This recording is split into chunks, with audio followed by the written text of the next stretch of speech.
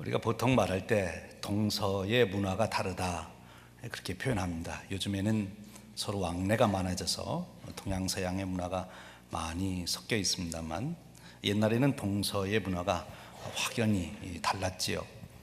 그렇게 문화가 다른 이유는 사람들이 살아가는 방식이 다르기 때문에 문화가 다른 거지요. 그럼 그렇게 서로 다른 사람의 삶의 방식을 만들어내는 그 근본은 무엇일까? 그 원인은 무엇일까? 하는 것을 우리가 살펴보면 그것이 바로 그 사람들이 가지고 있는 시간관이다, 이렇게 볼 수가 있습니다. 그 사람이 가지고 있는 시간관에 따라서 역사관이 만들어지고 또 그 역사관 속에서 세계관이 생기고 그리고 가치관이 생기는 거죠. 세계관이라는 것은 만물의 이치가 어떻게 돌아가나 하는 것을 깨닫고 그것을 보는 것이 세계관이고요. 가치관은 무엇을 내가 귀중하게 여길까 하는 게 가치관 아닙니까? 사람은 자기가 가치 있다고 생각하는 것을 선택하고 또 그런 것을 만들어 갑니다. 그래서 그 사람의 가치관이 표현된 것, 그것이 그 사람의 삶이 되는 것이고 그것이 이제 집단화가 이르면 그것이 하나의 문화가 되는 거지요. 본인이 의식하든 안 하든 모든 사람은 자기 나름대로 그렇게 시간관을 가지고 살아갑니다. 시간관이 그러니까 참 중요하다, 그렇게 말할 수 있겠지요. 보통 사람들이 가지고 있는 시간관을 크게 둘로 나눠보면, 아주 크게 나눠보면 두 가지로 나눠져요. 하나는 시간은 순환적인 것이다, 원형적인 시간관을 가지고 있는 사람들입니다. 시간은 돌고 도는 것이다. 그래서 윤회설이 나오는 거예요. 봄, 여름, 가을, 겨울, 다시 봄, 여름, 가을, 겨울, 계속 시간은 도는 것이다.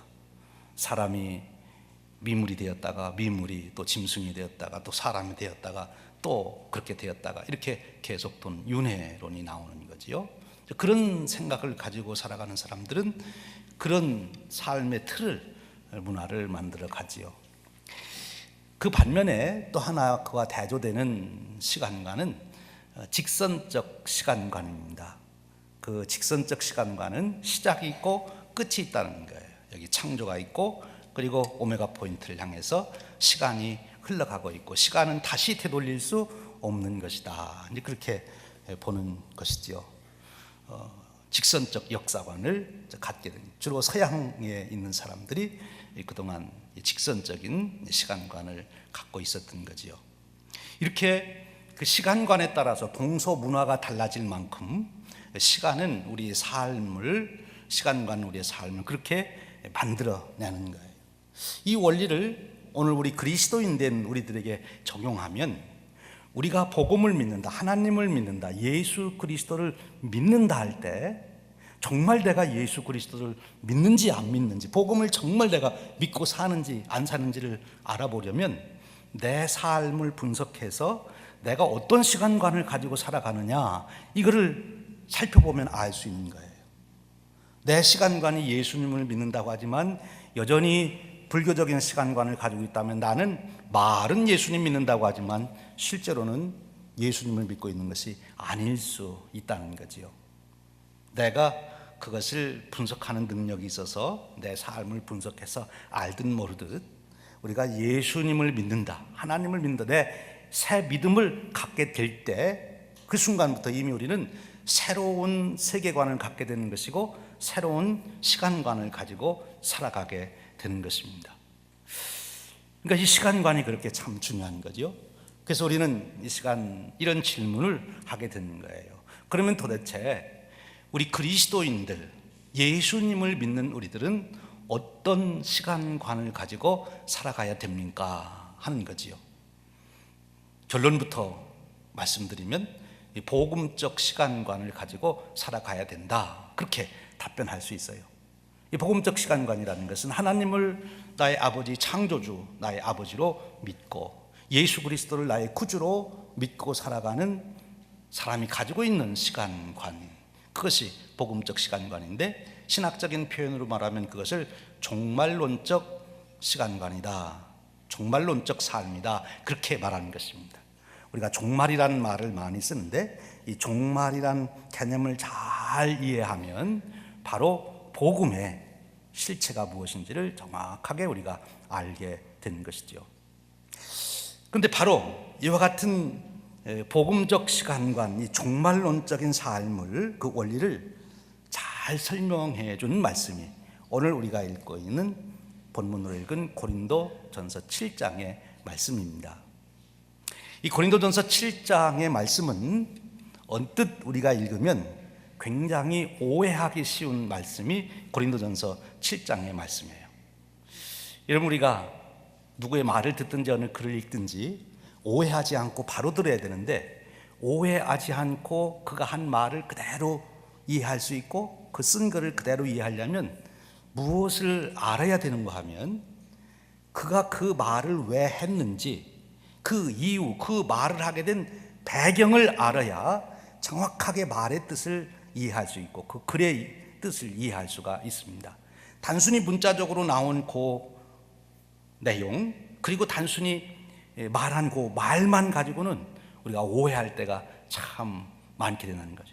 특별히 신약 성경에 보면, 신약 성경은 문학적인 형태로 본다면 크게 셋으로 나눠져요. 하나는 복음서, 또 하나는 역사서, 또 하나는 서신서, 이렇게 나눠주는데, 이 복음서 마태마가 누가 요한복음도 물론 그 배경이 있고요, 사도행전도 그 역사서 배경도 있지만, 이 서신서는 특별히 그 편지를 쓰게 된 이유가 있습니다.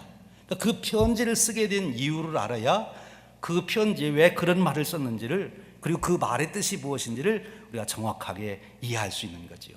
이 고린도전서 7장도 사도 바울이 고린도 교회에 쓴 편지입니다. 왜 사도 바울이 이런 편지의 내용을 썼을까? 그 이유를 우리가 알아야 되는 거죠. 그래서 우리가 고린도전서 7장 1절에 보면 그 이유가 나와 있어요. 7장 1절에 이렇게 말씀합니다. 너희가 쓴 문제에 대하여 말하면, 그러니까 이미 고린도 교회가 사도 바울에게 어떤 질문을 했어요.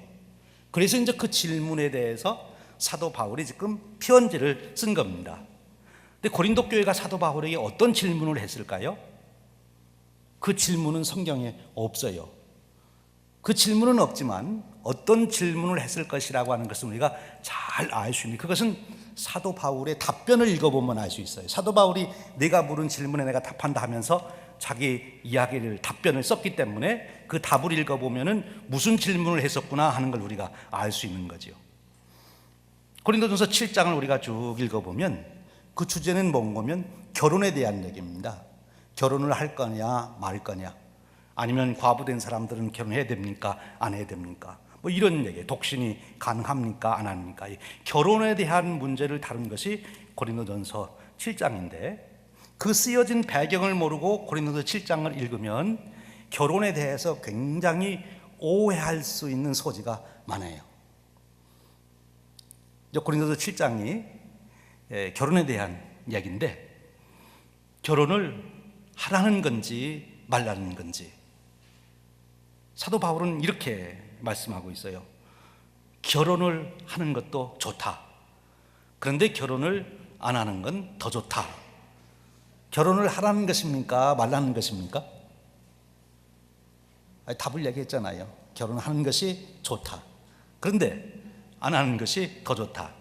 그 말 자체도 벌써 우리가 배경을 모르면 또 오해하는 아주 중요한 요소를 담고 있어요. 우리가 그 말만 가지고 보면 결혼하는 게 좋고 안 하면 더 좋고, 그러니까 바울 생각으로는 하지 안 하는 게 좋겠다, 이런 뜻 같지요. 그러나 그 배경을 모르니까 그렇게 생각하는 거고, 그런 뜻이 아닙니다. 이 바울의 전체 서신서를 읽고 성경을 통합적으로 우리가 해보면 결혼에 대해서 성경은 이렇게 답변하고 있어요. 결혼을 하는 것은 축복이다. 또 결혼을 안 하는 것도 축복이다. 그럼 무슨 소리냐? 결혼하는 것이 축복인 사람은 결혼을 하는 것이고, 결혼을 안 하는 것이 축복인 사람은 안 하는 것이다. 그렇게 답변하고 있는 거죠. 그것이 이제 성경이 정확하게 주시는 말씀이에요. 그런데 오늘 고린도전서 7장은 이 결혼의 문제를 가지고 이슈화가 됐지만, 사실은 그 결혼을 할 건지 안 할 건지 그거보다도 더 중요한 문제를 사도 바울이 지금 지적하고 있는 거예요. 너희들이 나한테 결혼해야 되느냐 안 해야 되느냐 물었지만 결혼해야 되느냐 안 해야 되느냐를 내가 단답형으로 말하기 전에 너희들이 더 본질적인 문제를 이해하게 되면 그 답은 자동적으로 알게 된다. 즉 원리를 알면 그 문제는 자동으로 풀리고 공식을 알게 되면 너희들이 그 공식을 가지고 결혼 문제만이 아니라 모든 다른 문제도 다 풀을 수가 있다. 한마디로 얘기하면 이 결혼 문제를 제기한 고린도 교회 성도님들이 무슨 생각을 가지고 있던 거예요? 우리가 어떻게 하면 좋은 그리스도인이 될 수 있습니까? 이 질문 아니에요. 본질적인 질문이. 그렇죠? 이제 그 중에 하나, 결혼을 하면 더 좋은 그리스도인입니까? 결혼을 하지 말아야 좋은 그리스도인입니까? 그렇게 물은 거예요. 근데 그리스도인이라면 어떤 원리를 가지고 살아야 되는지 그것을 알면 그 원리를 모든 우리의 삶에 적용하면 결혼만이 아니라 모든 일에 우리는 그리스도인의 훌륭한 삶을 살 수 있다. 그 얘기입니다. 우리가 이 고린도 교회가 왜 그리스도인의 삶의 문제를 얘기하면서 특별히 이 결혼의 문제를 가지고 사도 바울에게 질문했는가? 이것이 왜 고린도 교인들에게는 문제가 됐는가? 그 배경을 좀 우리가 더 알아야 됩니다. 지난주에도 우리가 고린도 전서의 말씀을 나누면서 이제 고린도라고 하는 도시가 헬라 철학 사상의 영향을 많이 받고 고린도 교회에 들어온 사람들도 이미 헬라 철학 사상에 이미 영향을 많이 받고 살던 사람들이었다. 그렇게 얘기했어요. 그러면서 헬라 철학 사상 중에 아주 중요한 사상 중에 하나는 이원론인데 물질하고 즉 육체는 악한 것이고 정신하고 영혼은 선한 것이다. 그래서 우리가 구원받는 것은 정신, 영혼만 구원받는 것이 이 육체는 악하고 물질은 더러운 것이기 때문에 이 특히 육체라고 하는 것은 죽으면 다 썩어서 흙으로 돌아가는 것인데 육체가 어떻게 하든 상관이 없다. 육체가 하는 대로 내버려 두어라. 그래서 윤리도덕적으로 아주 방탕하고 퇴폐된 그런 모습을 이제 고린도 교인들이 보이게 된 그 부분을 다루면서 아니다. 너희 몸은 성령이 가는 거룩한 천이다. 그리스도의 지체다. 그렇게 말씀하고 내 몸은 부활할 몸이고 부활의 생명이 있는 썩어서 없어지는 것이 아니라 주님 오실 때 다시 거룩한 몸으로 회복되는 그 귀한 몸이기 때문에 너희들은 너희 몸으로 하는 일을 귀하게 여겨야 되고 그것이 바로 하나님 앞에 산제사를 드리는 행위가 제사가 되는 것이다. 이런 말씀을 우리가 나눴어요. 그런데 이제 오늘 이 논란의 배경이 된 것은 헬라 철학 사상 중에 스토아파라고 하는 철학 사상이 있습니다. 그 스토아파는 어떻게 이제 주장하는가 하면 금욕주의를 주장했어요. 즉 우리가 올바른 삶을 산다는 것은 선을 이룬다고 하는 것은 모든 문제, 죄가 우리의 육체의 소욕으로부터 본능적인 정욕으로부터 나오는 것이니까 우리의 육체의 욕망을 다 절제시키고 죽이는 것, 금욕을 하는 것이 우리가 올바른 사람으로 사는 것이다. 이런 의식을 가지고 있는 사람들이 이제 복음을 믿고 교인이 되고 나니까 교회 안에 와서도 우리가 거룩한 성도가 된다고 하는 것은 우리의 육체적 욕망을 다 우리가 죽이고 그리고 우리가 살아야 되는 것이다.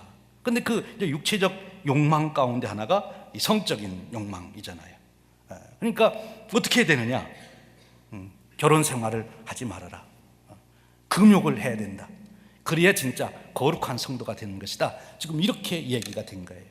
그래서 고린도 교회 안에 지금 처녀 총각들이 약혼을 했는데 결혼을 할까 말할까 하는데 이제 주위에서 그러는 거예요. 결혼하지 마. 결혼하면 진짜 깊은 신앙생활을 못하는 거야. 훌륭한 그리스도인이 될 수가 없어. 금욕을 해야지. 또 한쪽에서는 아니야. 결혼해도 돼. 그래서 바울한테 물어본 거예요. 어떻게 해야 되냐고. 그래서 지금 바울이 답변을 하는 것입니다. 금욕적으로 사는 것, 그것이 옳은 것이냐. 지금 사도 바울이 다시 말씀합니다. 그래서 오늘 우리가 읽은 말씀에 보면 우리가 아주 중요한 복음이 우리에게 전제되고 있음을 볼 수 있어요. 형제들아, 내가 이 말을 말하노니 그 때가 단축하여진 거로 이후로부터는 안에 있는 자들은 없는 자 같이 하며, 여기 중요한 말이 뭔가면 그 때가 단축하여진 거로 라는 표현이 있어요. 여기 그 때가 단축하여졌다는 말은 무엇을 두고 하는 말씀이죠? 그 때가 단축하여졌다. 무슨 때가 단축하여졌다는 거지요? 앞에서부터 읽어보시면 알지만 예수님이 다시 재림하실 때가 가까워졌다. 그러니까 너희들이 이제 그거에 맞게 살아야 된다, 이 말씀이에요. 그러니까 다시 말씀드리면 더 본질적으로 말하면 우리가 누구냐? 우리는 예수 그리스도를 믿는 사람입니다. 그 예수 그리스도를 믿는다고 하는 것을 사도 바울은 어떤 비유를 통해서 잘 설명해 준가 하면, 예수 그리스도는 우리의 신랑이고 예수 그리스도를 믿는 우리 모든 사람들, 모든 성도들은 다 예수 그리스도의 신부다, 이렇게 표현을 했어요. 이 원리를 우리에게 한 동화를 통해서 잘 설명해 준 사람이 있습니다. 바로 덴마크의 그 유명한 철학자인 키에르케고르의 이야기예요.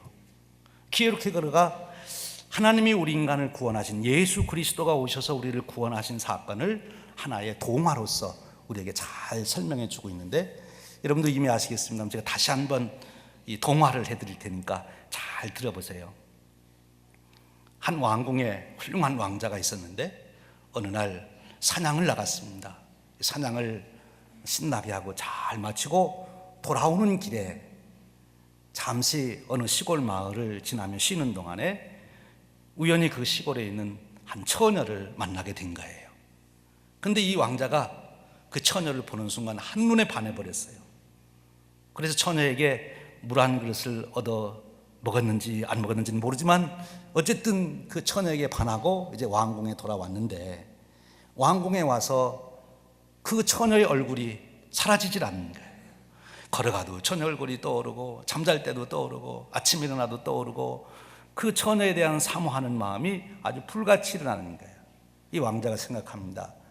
내가 이 처녀를 연모하게 되었으니 내가 이제 그 처녀를 내 황태자비로 받아들여서 후일에 내가 왕 될 때 왕비로 세워야 되겠다, 이렇게 마음에 결심을 하게 된 거예요. 그런데 그렇게 마음을 먹고 보니까 걱정이 생긴 거예요. 어떻게 그럼 이 처녀에게 내가 가서 내가 당신을 사랑하니 내 비가 되어 주시오, 이렇게 말할 수 있는가? 이 왕자에게 두 가지 숙제가 생겼어요. 하나는 자기가 그 처녀를 사랑한다고 하는 그 마음을 정말 내가 잘 전해서 그 처녀가 내가 저를 얼마나 사랑하는지를 알 수 있을까? 그 처녀가 자기가 처녀를 얼마나 사랑하는지를 알면 좋겠는데 그것을 과연 할 수 있을까? 그게 하나의 숙제고, 또 하나 숙제는 그 처녀도 자기가 처녀를 사랑하는 것처럼 자기를 사랑해 줬으면 좋겠는데 그 처녀가 자기를 사랑하게 만들려면 어떻게 해야 될까? 그게 이제 걱정이에요. 처음에는 그렇게 생각했어요. 내가 백마를 타고 문무백관을 거느리고 가서 내가 황태자인데 너 나하고 결혼하자. 그러면 그 처녀가 결혼하자고 할까요? 말을까요?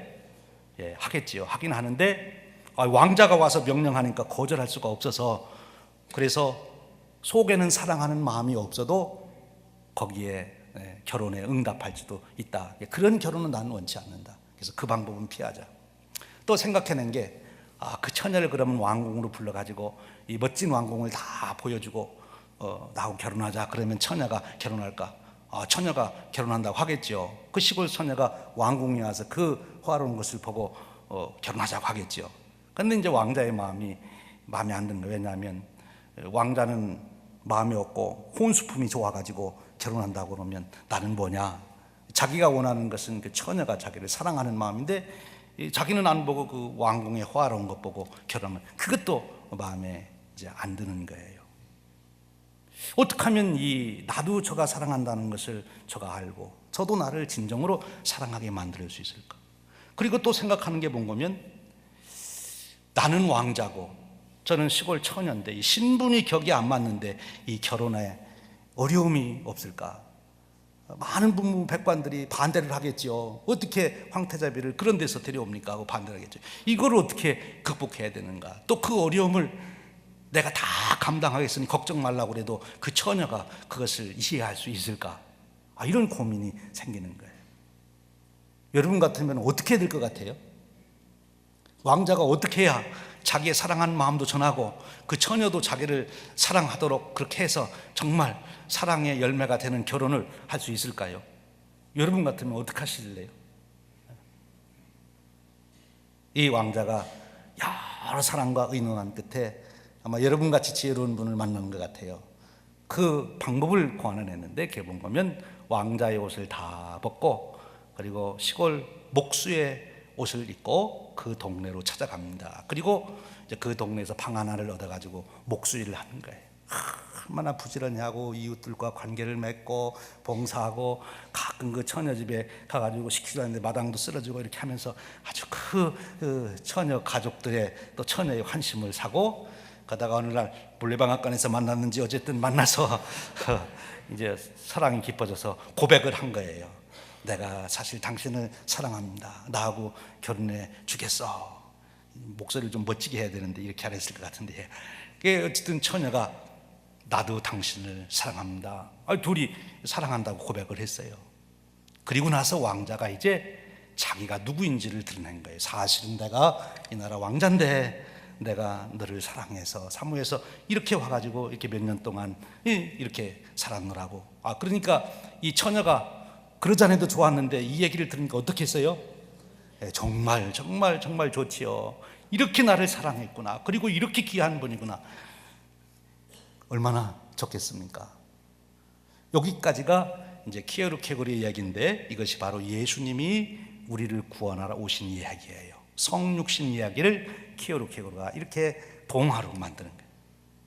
예수님 하나님 아들이신 그분이, 그 높으신 그분이 우리를 구원하시기, 우리를 사랑하기 때문에 우리를 구원하시기 위해서 그렇게 하셨다는 거예요.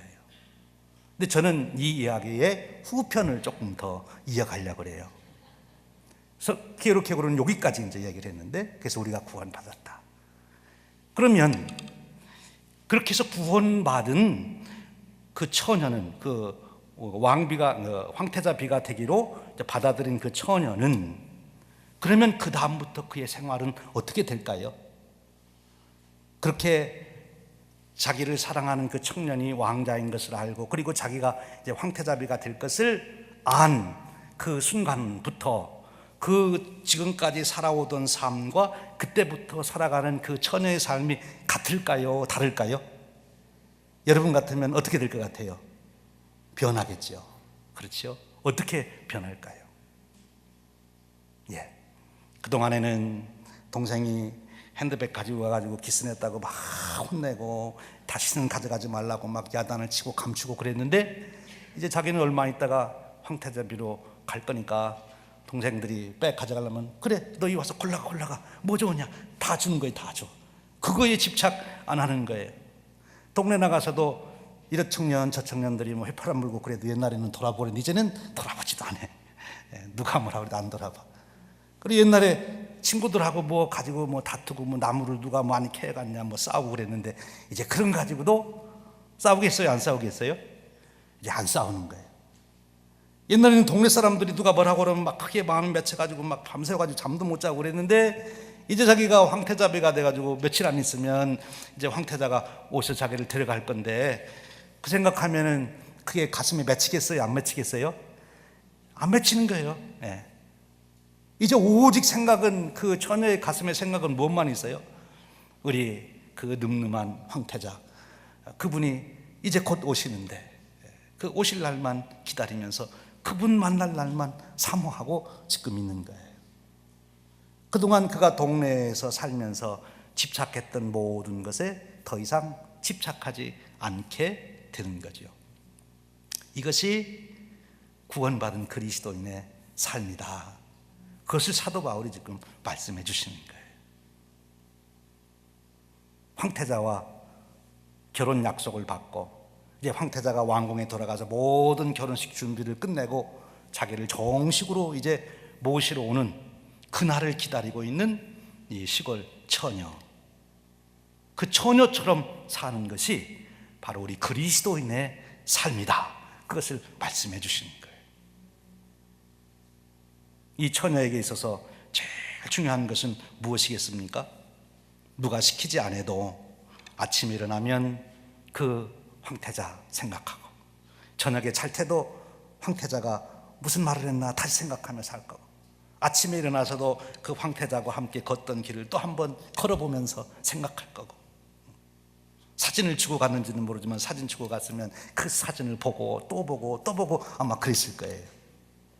정표로 뭐 반지라도 줬으면 그 반지를 또 만지고 또 만지고 그랬을 거예요. 우리 그리스도인의 삶이 뭐냐? 이제 예수님께서 우리를 구원하셨어요. 그리고 우리를 위하여 처소를 예비한다고 가셨어요. 그리고 다시 오시겠다고 약속하셨어요. 그래서 우리도 그 약속을 믿고 주님께서 오실 그날을 기다리는 거예요. 어떻게 해요? 주님을 묵상하면서, 주님이 주신 말씀을 묵상하면서, 주님께서 부탁한 일을 오늘 내가 성실하게 이뤄가면서, 그러면서 주님 오실 날을 기다리는 것인데, 여기에 아주 중요한 시간관이 있어요. 단순히 언젠간 오겠지 하고 기다리는 게 아니에요. 앞으로 10년 후, 20년 후, 100년 후쯤이면 오실 거야 시간 계산하고 있는 게 아니에요. 여기 임박했다, 단축하여졌다, 이 말씀은 무엇인가 하면 바로 지금 문앞에 지금 와 계시다, 이렇게 생각하는 거예요. 그러니까 우리가 영성이 깊다, 신앙이 깊다 하는 것은 무엇인가 하면 바로 주님이 아마 10년쯤 후에 올 거야, 내가 성경을 잘 읽고 계산해 보니까 100년 후에 오신대, 이거 계산하는 게 신앙 좋은 게 아니고요. 신앙 좋고 영성이 깊다는 얘기는 예수님이 지금 바로 문 앞에 와 계시다고 의식하고 있는 사람이 영성이 깊은 거예요. 왜냐하면 그것이 하나님 영성이기 때문에 그래요. 우리가 하나님은 영원한 하나님이라고 그러잖아요. 하나님이 영원하다는 것은 시간, 물리적인 시간으로 5,000년, 만년, 억년 그렇게 가지고 계속 그런 길이로 길다는 의미도 있지만, 하나님은 그런 시간 속에 있는 분이 아니시고, 하나님은 영원하다 하는 말은 하나님은 영원한 현재시다, 그런 뜻이 담겨 있어요. 영원한 현재. 그 영원한 현재라는 말을 어거스틴이라는 분이 그걸 쓰기 시작했는데 아주 굉장히 중요한 시간 개념이에요. 영원한 현재. 무슨 뜻인가 하면요, 우리는 2017년, 2018년, 2019년 이렇게 보면 2017년은 과거, 현재, 미래 뭐예요? 과거고, 2018년은 현재고, 2019년은 미래예요. 우리는 지금 어디에 있어요? 2018년 현재에만 있어요. 그런데 하나님은 2017년에도 계시고 2018년에도 계시고 2019년에도 계시고 동시에 하나님은 계신다, 그런 뜻이에요. 그 원리를 이렇게 설명하면 조금 여러분들이 더 이해하실 수 있어요. 지금 개미가 이쪽 끝에서부터 이쪽 끝으로 기어가고 있습니다. 개미가 여기서 막 기어서 1분이 지나서 중앙에 왔어요. 그러면 개미에게 있어서 여기는 과거, 현재, 미래 어디입니까? 과거고요. 지금 개미가 있는 여기는 어디예요? 현재고요. 개미가 앞으로 가야 될 여기는 뭐예요? 미래예요. 개미에게 있어서는 여기가 과거, 현재, 미래로 나눠지지만 저에게 있어서는 뭐예요? 이것이 다 현재예요. 저에게 있어서는 다 현재예요. 우리는 과거, 현재, 미래를 얘기하지만 하나님은 영원한 현재로 계시는 분이시다, 그런 뜻이에요. 그러니까 예수님이 우리와 함께 계신다, 우리에게 오신다 하실 때 우리는 몇 년을 계산해서 몇 년 후에 예수님 오신다, 그런 걸 발견하는 게 신앙이 깊은 게 아니고, 그 하나님께서 과거와 현재와 미래와 함께 하신 하나님께서 지금 나와 함께 하고 계시다고 하는 건, 지금 문 앞에 주님께서 와 계시다고 하는 그 의식을 가지고 살아가는 그 영성이 깊은 영성이다. 그것을 종말론적 삶이다, 그렇게 표현하는 거예요. 그것이 그리스도인의 삶인 거예요. 그런 사람에게는 어떤 일이 일어나는가 하면 죄를 짓지 않습니다. 그 죄라고 하는 말을 이런 상황에서 잘 표현한 분인데 반넨버라고 하는 신학자가 그런 표현을 했어요. 죄가 뭐냐? 죄는 자기에게 집착하는 것이다. 그러니까 죄를 좀 다른 각도에서 설명한 거죠. 우리에게 일어나는 모든 문제들은 다 자기에게 너무 집착해서 생기는 문제라는 거예요. 근데 자기에게 집착하지 않고 그리스도에게, 예수 그리스도에게 집착하면 그것이 의가 되는 거예요. 그것이 선이 되는 것이죠. 그것이 성결이 되는 것이죠. 오늘 여기 결혼의 문제, 뒤에 가면 그 원리를 다른 일에 적용을 시켜줍니다.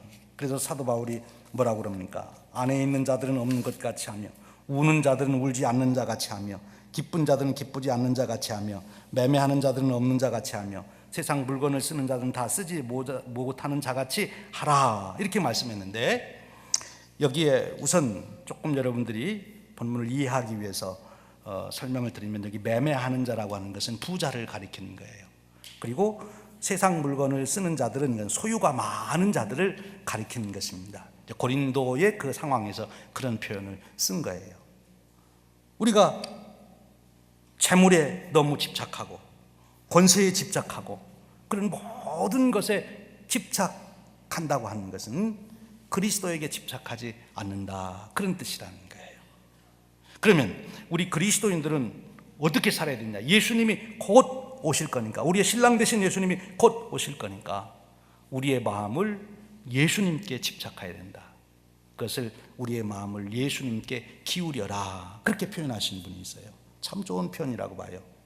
여러분, 우리가 신앙생활 잘한다고 하는 것이 주일날 되어서 예배 시간 1시간 철저하게 지키는 것, 물론 신앙생활 잘하는 요소 중에 하나지요. 그러나 그런 기준으로 보지 말라는 거예요. 우리의 마음이 문제예요. 우리의 마음이 매일의 삶 속에서 내 마음이 어디에 지금 집착하고 있는지, 내가 어디에 마음을 두고 있는지, 내가 어디에 내 마음이 귀를 기울여 있는지 그것을 보라 하는 것입니다. 내 마음이 어디에 끌려 있는지.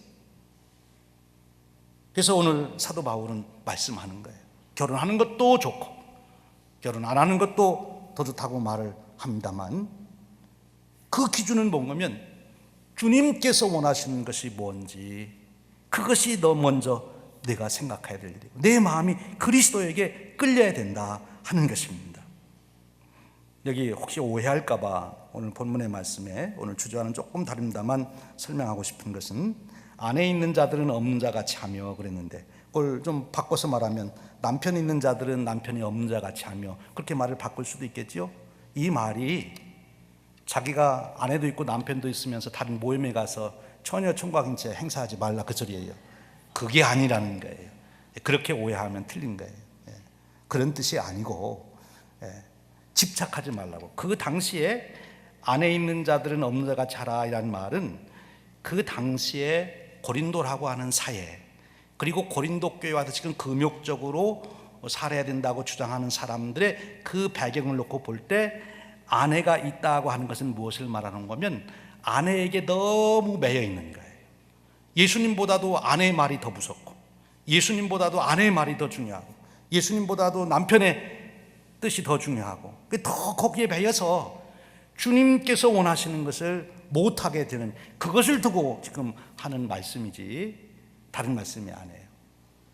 오히려 주님의 뜻에 맞게 남편을 섬기고 아내를 섬기고 서로 그렇게 하는 것이 주님이 원하는 것이겠지요.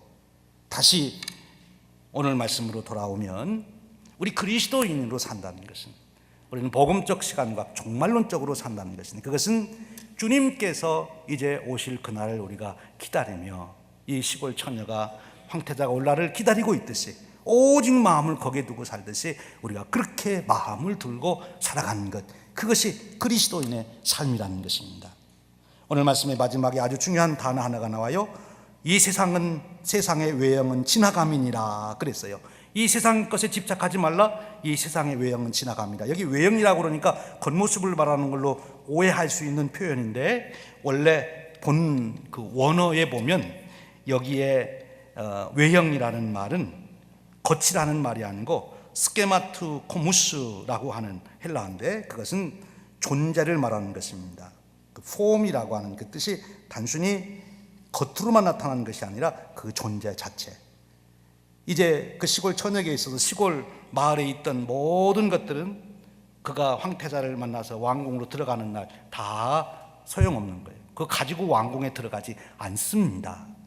그렇지만 여러분, 오늘 우리가 이 세상에서 집착하는 것 하나하나 살펴보면 천국에 가지고 갈 수 있는 것이 없다는 거지요.